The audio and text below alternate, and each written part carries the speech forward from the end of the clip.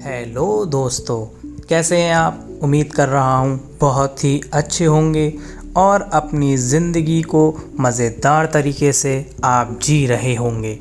इस निकलते हुए सूरज की तरह, इस चमकते हुए सूरज की तरह आप भी अपनी लाइफ में आगे निकलते रहिए और चमकते रहिए। इसी निकलने और चमकने के सिलसिले में हम लेके आ रहे हैं आपके लिए एक नया सीरीज़, एक नया सेगमेंट। उम्मीद करता हूँ इस सीरीज़ से, इस सेगमेंट से आप सभी लोग अपनी ज़िंदगी को भी इसी चांद की तरह चमकाए रखेंगे। मैं आनंद स्टार्ट कर रहा हूँ आपके आगे। किसी भी चीज़ को स्टार्ट करने से पहले मैं चाहूँगा कि कुछ फ़ोटोज़ आपके आगे परफॉर्म किए जाएं, आपके आगे प्ले किए जाएं, और मैं चाहूँगा कि आप सभी लोग इन फ़ोटोज़ को देखने के बाद जज करना स्टार्ट करें, अनुमान लगाना स्टार्ट करें कि ये चीज़ है क्या और हमारी ये सीरीज़ किस बारे में है। चलिए आपके आगे फ़ोटोज़ आ रहे हैं।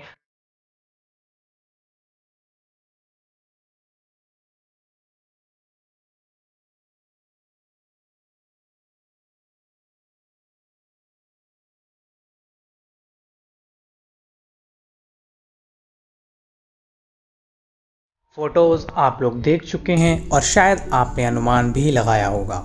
बहुत से लोगों का सोचना होगा कि ये पेंटिंग्स हैं, ये इल्यूजन्स हैं या टेक्नोलॉजी बेस्ड कुछ फ़ोटोग्राफ्स हैं, पर ऐसा कुछ नहीं है। जैसे कि इंसान पैदा होने के बाद आंखें खोलते ही हर चीज़ को देखता है और देखने के बाद इन चीज़ों को जज करना स्टार्ट करता है। इन्हीं सभी सवालों के जवाब आज मैं लेके आ रहा हूँ आप तक। जब भी हम या आप होती हुई रात के पास चलते हैं और खुली छत पर, खुले ग्राउंड पर लेटकर इस रात की ओर, आसमान की ओर देखते हैं, तो हमारे सामने कई सवाल आते हैं कि ये दिखने वाला चाँद, ये दिखने वाली लाइट, ये दिखने वाले तारे कैसे बने हैं कहाँ पे, कौन बनाया है और कब ये ख़त्म होते हैं। तो इन्हीं सब का जवाब देने के लिए मैं लेके आ रहा हूँ आज की पहली सीरीज़, जिसका नाम है नेब्यूला। हमारा सौरमंडल, सूर्य, पृथ्वी, इंसान और यहाँ तक कि हमारी नसों में बहने वाला खून भी इसी नेबुला की धूल की देन है। नेबुला को ब्रह्मांड की नर्सरी के नाम से भी जाना जाता है। इसके निर्माण के दो अलग अलग तरीके हैं। पहला तरीका नेबुला का ब्रह्मांड की स्टार्टिंग में, यानी कि बिग बैंग के बाद ही ये नेबुला अस्तित्व में आए। वहीं दूसरे तरीके में किसी ओल्ड स्टार में होने वाले महाविस्फोट, यानी कि जिसको हम सुपरनोवा के नाम से भी जानते हैं, उसको होने के बाद ये नेबुला फिर अस्तित्व में आए। जहाँ तारे जन्म लेते हैं, इसको एस्ट्रोनॉमी लैंग्वेज में नेबुला कहा जाता है। हमारी नज़रों की हदों से बहुत दूर जहाँ अंधेरा रहता है, यानी कि गैलेक्सी के बीच का स्पेस, इसको हम इंटरस्टेलर स्पेस के नाम से भी जानते हैं, जिसको बहुत पहले बिल्कुल खाली माना जाता था। पर आज हमको पता है कि यहाँ गैस है, डस्ट है, पार्टिकल्स हैं और रेडिएशन से ये पूरा भरा हुआ है। इस इंटरस्टेलर स्पेस में 99.9% गैसेस हैं, जिसमें 75% के अराउंड हाइड्रोजन गैस एंड 24.9 के अराउंड हीलियम गैस भरी हुई है। हाइड्रोजन और हीलियम के होने का राज ये है कि ये सबसे सिंपल एलिमेंट हैं एंड ओनली ऐसे सबस्टेंस हैं जो कि बिग बैंग के टाइम सबसे ज़्यादा क्वांटिटी में यही दो रिलीज़ हुए। जब म्यूचुअल ग्रेविटेशनल इंट्रैक्शन की वजह से ये गैसें इकट्ठी होने लगती हैं और निर्माण करती हैं नेब्यूला का। नेब्यूला एक लैटिन वर्ड है और इसका मतलब होता है बादल या धुंध। बेसिकली नेब्यूला भी एक इंटरस्टेशियल डस्ट, हाइड्रोजन, हीलियम और आयोनाइज्ड गैस के बादल ही होते हैं और इतने बड़े होते हैं कि इनको पृथ्वी से आराम से देखा जा सकता है। इसीलिए नेबुला को हम पहले से जानते हैं। टेलीस्कोप की हेल्प से नेबुला की खींची गई बहुत सारी तस्वीरें, कई तस्वीरें मैं आपको पहले दिखा चुका हूँ। सबसे पहली नेबुला की जो तस्वीर थी या सबसे पहले नेबुला के बारे में 70वीं शताब्दी में निकोलस कैडर नाम के एक साइंटिस्ट ने पता लगाया, लेकिन इसकी डिटेल स्टडी में 49 इयर्स का टाइम लगा।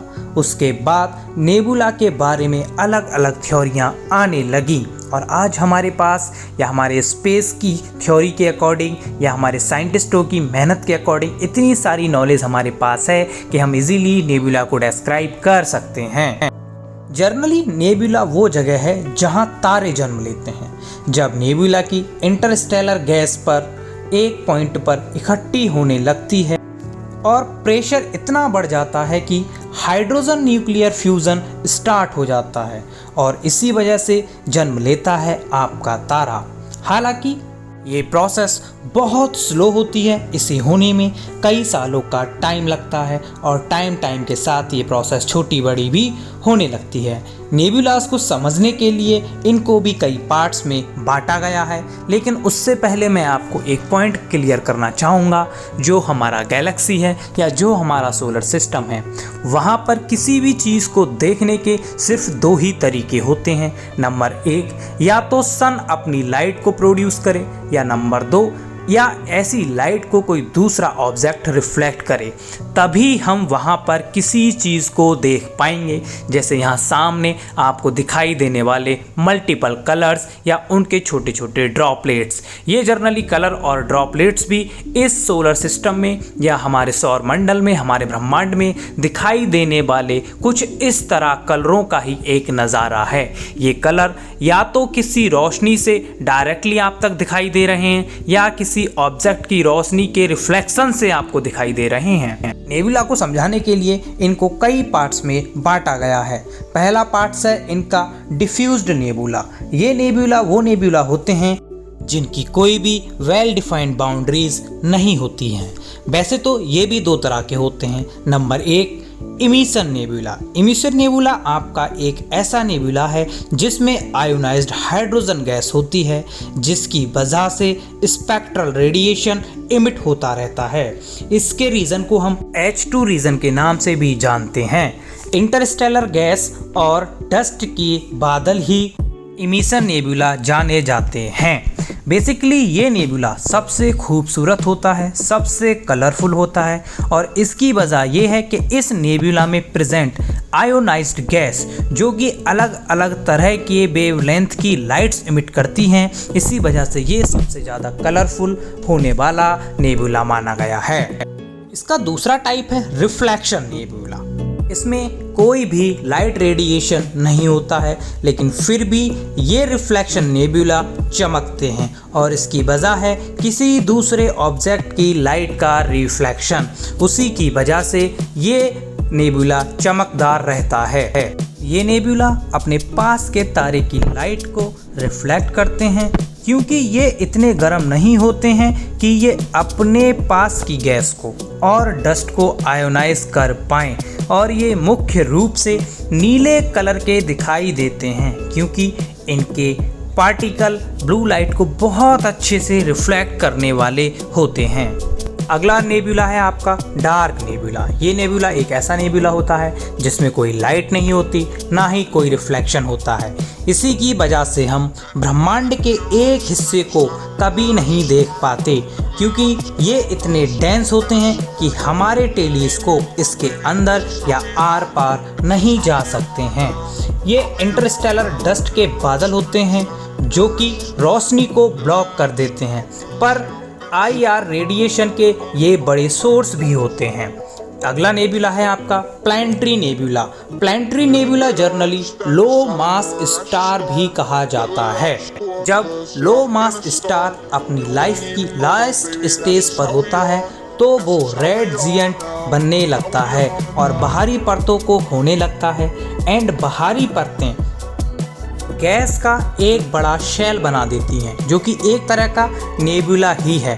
तारे का बाकी का हिस्सा यानी कि इन परतों के अलावा बाकी का हिस्सा इस नेबुला को चमकीला बनाता है, यानी प्लैनेटरी नेबुला जो चमकता है वो तारे के बाकी के हिस्से से चमकाया जाता है। ये जनरली विजिबल रेडिएशन में पाया जाता है। आश्चर्यजनक बात यह है कि हमारा सन भी 12 बिलियन ईयर्स के बाद एक ऐसे ही नेबुला को जन्म देगा। आखिरी नेबुला होता है आपका सुपरनोवा रेमिनेंट। जब जिंदगी की लास्ट स्टेज में कोई भी तारा या जब किसी सुपर मैसिव तारे में एक्सप्लोजन होता है तो इसकी परतें उड़ जाती हैं एंड न्यूट्रॉन स्टार में बदल जाती हैं। अब ये परतें और स्टार डस्ट एक नया नेबुला बनाती हैं और यही नेबुला सुपरनोवा रेमिनेंट नेबुला के नाम से जाना जाता है। ये तो जानकारी थी हमारे नेबुला के बारे में। उम्मीद करता हूँ आप समझ पाए होंगे तारे कैसे बनते हैं, कब वो नेबुला में कन्वर्ट हो जाते हैं और नेबुला कितने तरह के होते हैं। ऐसी ही इंटरेस्टिंग जानकारी के लिए बने रहिए मेरे चैनल के साथ। लेके आता हूँ मैं अगला वीडियो बहुत जल्द। चैनल को लाइक करें, सब्सक्राइब करें, शेयर करें और कमेंट करना बिल्कुल ना भूलें।